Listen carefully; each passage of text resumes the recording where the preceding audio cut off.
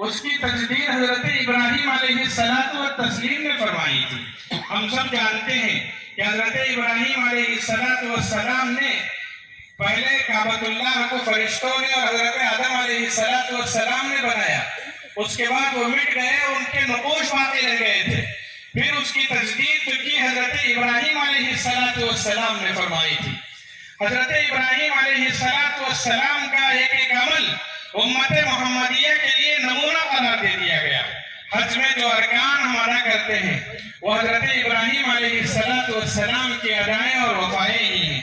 حضرت ابراہیم علیہ السلام نے جس مقام پر کھڑے ہو کر کعبۃ اللہ کی تعمیر فرمائی اور جہاں ان کے قدم جم گئے، جس کے نشان باقی رہ گئے، آج بھی کعبۃ اللہ کو پہنچ کر جو لوگ طواف کرتے ہیں اپنے طواف کے اختتام پر 2 رکعت مسنون جو نماز پڑھتے ہیں وہ مقام ابراہیم کی سیدھ میں کھڑے ہو کر پڑھنے کو مستحب قرار دیا گیا۔ غرض یہ کہ حضرت ابراہیم کا امت محمدیہ سے بڑا گہرا تعلق ہے۔ ویسے حضرت آدم علیہ السلام کے سلسلے میں فرمایا کہ وہ ہمارے باپ ہیں۔ اللہ تعالیٰ نے خصوصیت کے ساتھ حضرت ابراہیم علیہ السلام کے سلسلے میں فرمایا کہ وہ ملت محمدیہ کے باپ ہیں، ملت ابیکم ابراہیم، بڑا گہرا تعلق ہے۔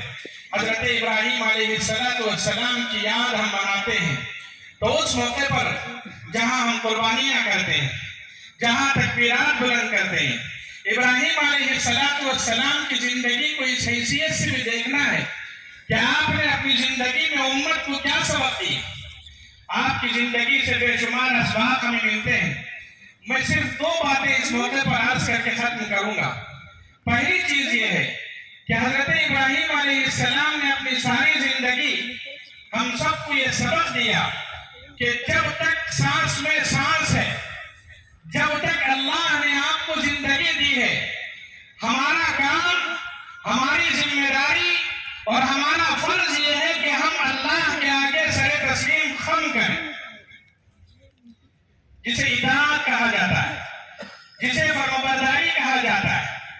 بنا کچھ سوچے، بنا کچھ سوال کیے اللہ کا حکم ہے تو پھر اس اللہ کے حکم میں کسی قسم کی کوئی رد و رعایت کے بغیر ہم اللہ کے حکم کو تسلیم کریں۔ یہ حضرت ابراہیم علیہ السلام کی زندگی کا پہلا سبق ہے۔ آپ دیکھیے، ہم نے بار بار سنا ہے، نمرود کے آگ میں کودنے کا حکم دیا، سوچا کچھ؟ یہ نہیں سوچا کہ میری جان چلی جائے گی، یہ نہیں سوچا کہ جس جان کی میں حفاظت کر رہا ہوں اس کا کیا ہوگا، میرے بچوں کا کیا ہوگا۔ دین کی خاطر اللہ نے حکم دیا، کود گئے۔ دین کی خاطر بچوں کی قربانی مانگی، پیش کر دی۔ دین کی خاطر وطن کو قربان کرنے کے لیے کہا، تسلیم۔ کہا کہ اطاعت اور فرمو، اذ قال له ربه اسلم۔ اللہ نے کہا فرمانبردار بنو گے؟ کہا تیار ہوں۔ قال اسلمت لرب العالمین۔ یہ حضرت ابراہیم علیہ السلام حالات چاہے جیسے بھی ہوں، سازگار ہوں ناسازگار ہوں، اللہ کے حکم کی تابعداری ہم پر لازم ہے، اللہ کے حکم کی تابعداری ہم پر ضروری ہے، کسی بھی قسم سے رد و رعایت کی کوئی گنجائش نہیں ہے۔ حضرات انبیاء کرام رضوان اللہ علیہم اجمعین اور خصوصاً حضرت ابراہیم کی زندگی ہمیں یہی سبق دے رہی، اور نبی کریم صلی اللہ علیہ وسلم نے اجڑ قوم، وہ قوم جو کسی کی بات تسلیم کرنے کے لیے تیار نہیں تھی، جو بات بات پر لڑتی اور جھگڑتی تھی، اللہ کے رسول صلی اللہ علیہ وسلم نے سب سے زیادہ جس چیز کی ان کو تعلیم دی وہ یہی اطاعت تھی، وہ یہی فرمانبرداری تھی۔ آپ دیکھیے، نبوت سے پہلے بلکہ ان کے اسلام کے لانے سے پہلے ان کی زندگی کیسی تھی؟ بیٹا باپ کی بات نہیں مانتا تھا، بھائی بھائی کی بات نہیں مانتا تھا، شوہر اپنی بیوی کی بات کو ماننا بے عزتی سمجھتا تھا، عورت کی کوئی قدر و قیمت نہیں تھی۔ جہاں یہ حال تھا، اس حال میں نبی کریم صلی اللہ علیہ وسلم نے اس امت کو جس چیز پر تیار کیا وہ اطاعت تھی، وہ فرمانبرداری تھی۔ ایک آدمی کی بات ماننے کے لیے تیار نہیں تھا، بڑا آدمی کسی کو بڑا ماننے ہی کے لیے تیار نہیں تھا، اور چھوٹا بھی کسی کو بڑا ماننے کے لیے تیار نہیں تھا. اس ماحول میں آپ دیکھیے حضرت ابراہیم کی جو سنت تھی، جو ادا تھی، آپ کا جو پیغام تھا، آپ کا جو مشن تھا، نبی کریم صلی اللہ علیہ وسلم نے اپنی امت کے اندر نافذ فرمایا. وہ قوم جو کسی کی بات نہیں سنتی تھی، وطن کو قربان کرنے کے لیے تیار ہو گئی. جس شہر میں انہوں نے اپنی جانیں بچا رکھی تھی، جس شہر میں انہوں نے اپنا مال، اپنی تجارت، سب کچھ بچائے رکھا تھا، اس شہر کو چھوڑنے کے لیے کہا. قرآن نے کہا ان کے پیشانی پر پر تک نہیں پڑے. للفقراء المہاجرین الذین اخرجوا من دیارہم واموالہم یبتغون فضلا من اللہ ورضوانا وینصرون اللہ ورسولہ. بنا کچھ سوچے اپنے گھر بار کو، وطن عزیز کو چھوڑ دیا، اور آگے چل کر اللہ نے جتنی قربانیاں مانگی ہر چیز کو دینے کے لیے تیار تھے. پتہ چلا حضرت ابراہیم علیہ السلام کی زندگی ہمیں وفا سکھاتی، ہمیں اطاعت سکھاتی، ہمیں فرمانبرداری سکھاتی.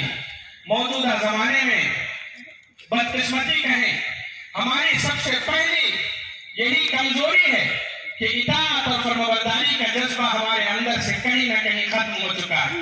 یہی وجہ ہے حی علی الصلاۃ اور حی علی الفلاح کی 5 وقت کی آواز گونجنے کے باوجود ہماری مسجدیں خالی ہیں. اس کی وجہ صرف یہی ہے مؤذن اپنی جگہ پکار رہا ہے، اللہ کی طرف سے فرشتے بلا بلا کر تھک نہیں رہے، مگر ہماری خواب غفلت کی نیند دیکھیے کہ ہم اللہ کی طرف اطاعت اور فرمانبرداری کا جذبہ دکھانے کے لیے تیار نہیں ہیں. ہم آرام کرنا پسند کرتے ہیں، دنیاوی مشاغل میں مصروف رہنا پسند کرتے ہیں، مگر ہمارے اندر اطاعت اور فرمانبرداری کا وہ جذبہ نہیں ہے جو جذبہ ہونا چاہیے. آج کے عید کے اس دن ہم یہ پیغام لے کر جائیں، چاہے حالات جیسے کچھ بھی رہیں، ہم اللہ کی تعلیمات پر عمل کرنے کے لیے انشاءاللہ کبھی پیچھے نہیں رہیں.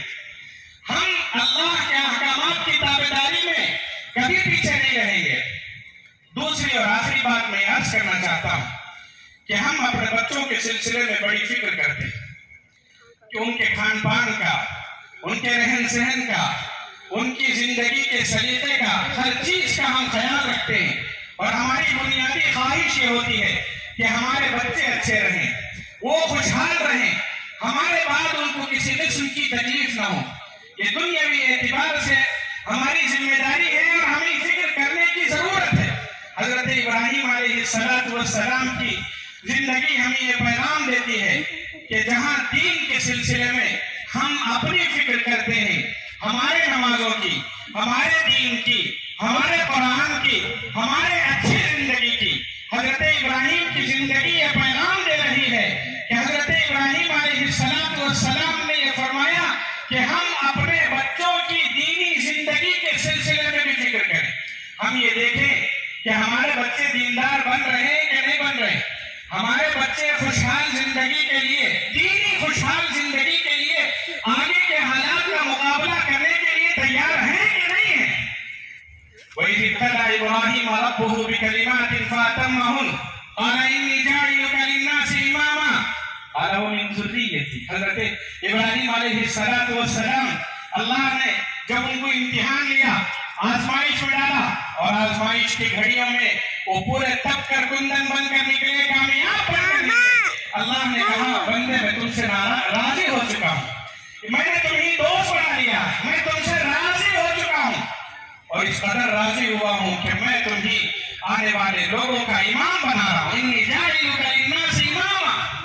حضرت ابراہیم آپ کو کوئی عہدہ ملے، مجھے کوئی عہدہ ملے، میں کیا کروں گا؟ خوش، انتہائی خوش، سینہ چوڑا کروں گا، سر اونچا کروں گا، کہاں بیٹھوں گا. اللہ اکبر. حضرت ابراہیم سے اللہ نے کہا کہ میں تمہیں امام بنا رہا ہوں. جواب دیکھیے حضرت ابراہیم علیہ السلام کہ اللہ تیرا شکر ہے تو نے مجھے اپنا مقرب بنا لیا، تیرا شکر ہے کہ تو نے مجھے امام بنا لیا. اللہ میری اولاد کا کیا ہوگا؟ اللہ میری اولاد کا کیا ہوگا؟ اللہ اس سے بھی راضی ہو جا، اللہ ان کو بھی عہدے دے دے، اللہ دین کے سلسلے میں ان کو بھی مقام اور مرتبہ عطا فرما.